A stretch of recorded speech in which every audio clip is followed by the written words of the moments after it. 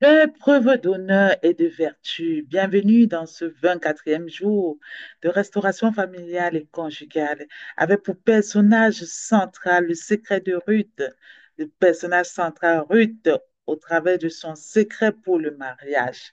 Oui, fais preuve d'honneur et de vertu. Quand tu es une femme qui te prépare une grande destinée, qui te prépare pour ton mariage, tu dois faire preuve d'honneur et de vertu. J'aimerais te dire ici ce soir, j'aimerais te dire que Ruth était une femme d'honneur et de vertu. Elle respectait son entourage. La plupart des femmes de notre génération, nous ne savons plus ce que c'est que l'honneur, nous ne savons plus ce que c'est que la vertu. Tout ça nous a quittés. Or, nous voulons des grandes choses. Nous voulons la grandeur, nous voulons briller dans les nations, nous voulons de grands mariages. Ce n'est pas mauvais. C'est ce pourquoi Dieu nous appelle et c'est ce pourquoi chacun doit aspirer. Mais il faut savoir que aucune grandeur, aucune porte de grandeur ne t'ouvrira si tu ne sais pas ce que c'est que appliquer la loi de l'honneur dans ton entourage, la loi de l'honneur dans tes connexions divines, la loi de l'honneur dans tes amitiés, la loi de l'honneur auprès de tes pères et tes mentors, la loi de l'honneur dans ta famille, la loi de l'honneur pour tes honneurs, pour tes aînés, la loi de l'honneur pour ton époux, ton futur époux, tes enfants, la loi de l'honneur même aux plus petits. Parce qu'il y a des gens, même quand ils veulent honorer là, ils préfèrent toujours honorer que ceux qui ont déjà un nom, ceux qui ont la notoriété. Ça, c'est de l'honneur, en fait, biaisé, truqué. Si tu es ce genre de gens, ton cœur ne balance que pour ceux qui brillent déjà. Ça veut dire que tu as un problème. Il faut considérer même les plus petits. Et c'était ça le ministère de Jésus. C'est ce que lui-même, il nous a appris. Et Ruth savait bien le faire, ça. Ruth, c'est une vertu que Ruth a développée. Donc, nous verrons ici que Boaz la qualifiait de femme de valeur.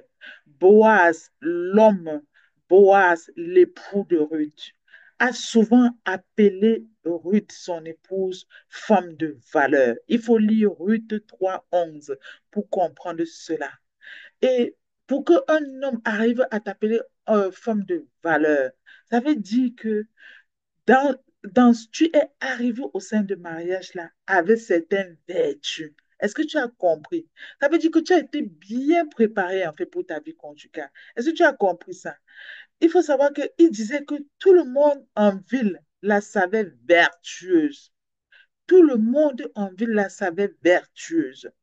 Toi qui te prépares au mariage, quelle vertu aujourd'hui tu as de telle sorte que ton entourage peut déjà témoigner ça? Quelle vertu tu portes de telle sorte que tous les gens qui sont autour de toi, les gens que tu côtoies, dans ta famille, partout, qui est en capacité de parler de tes vertus? Voilà.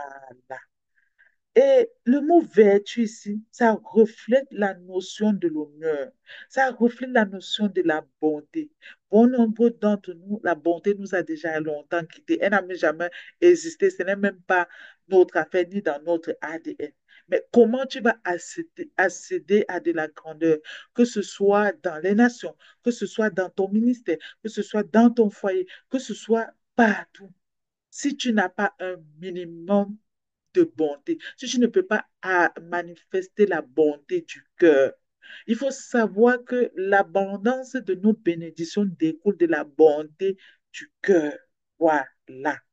Donc, si on comprend bien tout ce que je dis là de près, on constate que valeur, valeur, il faut aller regarder même sur Internet, le mot valeur, là, en hébreu, ça évoque la force, la productivité, l'importance, le mérite, le pouvoir et la puissance.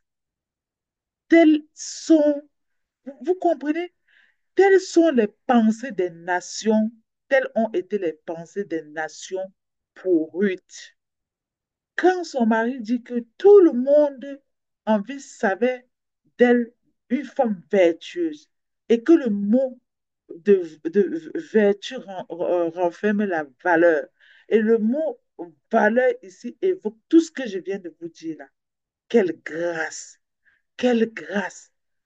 Donc, et vous devez comprendre que la définition contemporaine du mot valeur ici, ça veut dire quoi? Ça veut dire d'une moralité irréprochable et intègre. La moralité irréprochable et intègre. Ça, ça a laissé quitter bon nombre d'entre nous dans notre génération. Il y a même des femmes de cette époque qui veulent être des Ruth contemporaines, mais qui n'ont pas ce que la notion d'intégrité et qui ne sont pas de bonne moralité. J'ai vu parfois des personnes que je pouvais tellement considérer. Mais j'ai vu que face à leurs intérêts, ces personnes perdaient la notion de ce qu'on appelle l'intégrité. Voilà. Perdaient la notion de ce qu'on appelle la bonne moralité. Alors, tu peux même être un rude à ta dimension. Si tu n'as donc pas ces valeurs-ci, si tu n'es pas intègre, il y a un problème. Voilà. Et ça veut encore dire ici que le mot valeur, ça veut dire respectable, honnête, honorable, juste, bon, sensé, franc, vrai et droit. Face à tes intérêts, es-tu en capacité de rester honnête vis-à-vis de la réputation d'une amie? Es-tu en capacité de rester honorable, de rester juste, bon, franc, vrai, droit face à tes intérêts? Beaucoup de gens l'ont vu même euh, dans les mouvements politiques, quand les gens sont face à leurs intérêts, ils préfèrent casser le sucre, faire le déshonneur, casser le sucre sur le nom de l'autre. Ça, ici, quand tu fais cela, ça veut dire que tu, euh, tu déshabilles la personne, en fait. Et quand tu es quelqu'un que tu déshabilles la personne devant les gens ou pas derrière même, ça veut dire que tu veux atteindre ici, tu veux déshonorer la personne. Tu veux déshonorer la personne. Et tu dois te poser la question de savoir pourquoi je veux déshonorer cette personne. C'est parce que tu as un intérêt, en fait. Or, Ruth, face à son intérêt, elle ne pouvait pas faire ça.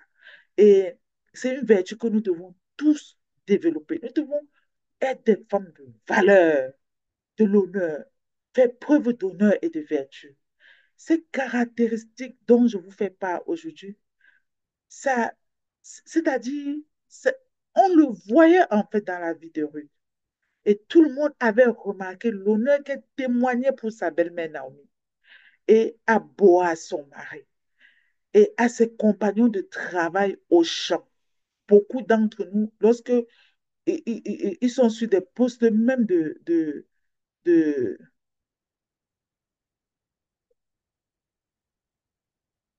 voilà, excusez-moi. Donc, beaucoup d'entre nous, lorsqu'ils sont sur des postes même de responsabilité, et dis même de responsabilité avec des gens, ce qui les intéresse ici, pour bon nombre, parfois ce qui les intéresse pour bon nombre, je dis que ce qui, Seigneur Jésus, quand ils sont sur postes de responsabilité, ce qui les intéresse, c'est d'abord leur intérêt. D'abord leur intérêt. Mais l'histoire nous apprend que Ruth, elle n'était pas comme ça. L'histoire nous apprend que Ruth, là, l'histoire nous apprend clairement que Ruth, même dans les champs, elle traitait correctement ses semblables. Ruth avait fait preuve de révérence en se montrant plein de ressources, d'abord au profit de Naomi, puis de son époux Boaz. Et elle avait su et veillé sur son entourage, qu'elle l'estimait beaucoup, et prendre des initiatives lorsque le besoin s'en faisait ressentir. Voilà. Sachons prendre des initiatives au sein de notre vie conjugale, partout en entreprise, partout où on est. Il faut prendre des initiatives. Et l'histoire nous apprend que Ruth s'efforçait de tout mettre en œuvre pour remédier au problème. Donc, c'était quelqu'un qui cherchait toujours à arranger les situations. Beaucoup de qualités l'ont propulsé vers sa destinée. Et j'ai dit beaucoup de qualités. C'est toutes ces qualités-là qui l'ont propulsée à la porte de sa destinée. Elle a pu réussir à se marier et puis pas à se marier à n'importe qui, dans une famille royale et en plus à, à vraiment, comme ce qu'on va appeler aujourd'hui le business, à bien s'établir en devenant propriétaire de tous ces champs-là. Et quand on est propriétaire des champs, une fille intelligente comme elle, nous comprenons que ce n'était pas juste pour de la balade, en fait. Le- ce ce champ-là, elle a dû faire réaliser des choses extraordinaires, transformer ça en une entreprise à succès. Vous comprenez ça? Vous comprenez ça? Donc, et c'est quelqu'un qui respectait les aînés, les pères dans leur ministère. Et c'est ce que nous devons faire aujourd'hui, notre génération. La notion de réciprocité, ça doit être accompagné de l'honneur, de la faveur et de la bénédiction. Il y a beaucoup de routes d'aujourd'hui qui ne savent même pas honorer leur père, ni honorer, je dis honorer leur père. Et c'est juste malheureux. Donc, j'espère que vous avez aimé vraiment euh, ce 24e jour. C'était votre coach conjugal, auteur conférencier. Je vous dis à très bientôt dans Castivine pour la suite de la restauration familiale. Bye bye.